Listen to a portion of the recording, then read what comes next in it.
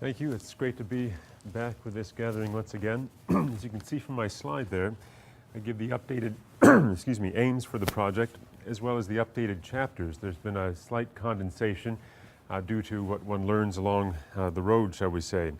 And in particular, I've done more expanding in the middle of the project related to conscience and conscientious practice.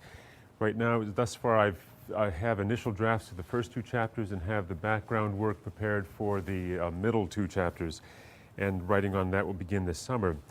What I thought I would do though right now is to make about 5 observations that I've been thinking about in terms of what really stands out as I've tried to work through this project, which is a book-length writing task. And the first is to say that I'm looking backward to traditions such as Aristotle's view of phronesis and Aquinas' view of prudence, and basically using those traditional insights and applying them in the context of modern medical practice.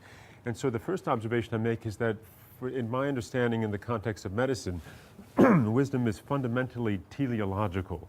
There needs to be an end, a telos, or a goal towards which the action in practical wisdom is pointing. And that's a fundamental insight that leads to this whole notion of goals of care, which is a very significant part of my empirical research right now in various clinical contexts. The second point is that wisdom, as I understand it, in medicine needs to be normatively based, that there needs to be a wider context of ethical value and ethical understanding, if not even ethical theory, to understand where this one particular virtue of practical wisdom, where it fits. The third is that wisdom is context-bound in the setting of medicine. And by that, I point to really 3 directions or priorities of ethical value. And so the first, naturally, is the patient. So the patient is one sort of direction, but then the self, the physician's or clinician's self is the second, and then society is the third. And on those notes, I'll just peel back the onion skin a bit on each one. With respect to the patient, if there's anything true about practical wisdom traditionally, it's that you have to know the circumstances, the particular circumstances of the situation, and in this case, of the patient involved, a fullness of that understanding. With regards to the clinician self, the role of conscience has become increasingly clear to me. But if there's anything I've learned about conscience, is that if you're ever talking to someone about it, make sure you ask them what they mean by it, and then tell them what you mean by it, because people mean a lot of different things by it.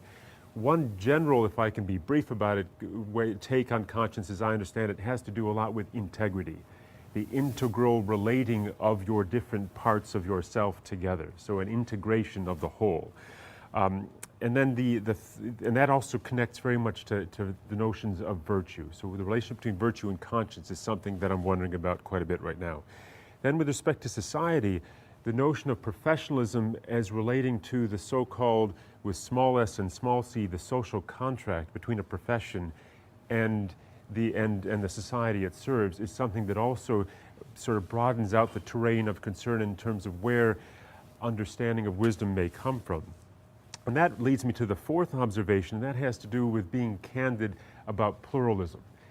Pluralistic values, I know that phrase means different things also to each one of us, but there is a sense in which these 3 directions, to the patient, to the clinician self, and to society, set up a pluralistic sort of constellation that will, of course, raise tensions, but it also shares a certain amount of accountability in terms of what actually gets done in this professional context of medicine.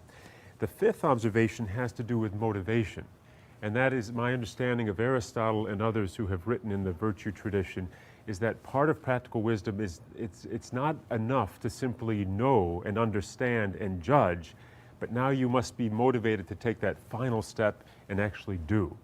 And that will also, of course, connect to other virtues if one takes a virtue ethics approach, say, for instance, even the virtue of courage. Do you have the guts to now do what you have just said, or you would advise someone else to do now? Will you do it when it's your turn?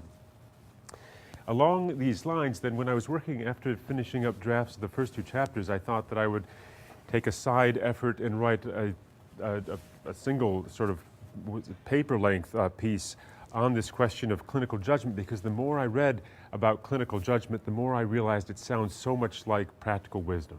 And what I did, though, was bringing goals of care along with clinical judgment, as well as the normative basis of ethical reasoning, trying to fill out an understanding of clinical judgment that would make it be more like practical wisdom, and with my interest in medical education, put together that paper, and hopefully that will be of some use. I think I saw 0, so I need to stop. Thank you very much.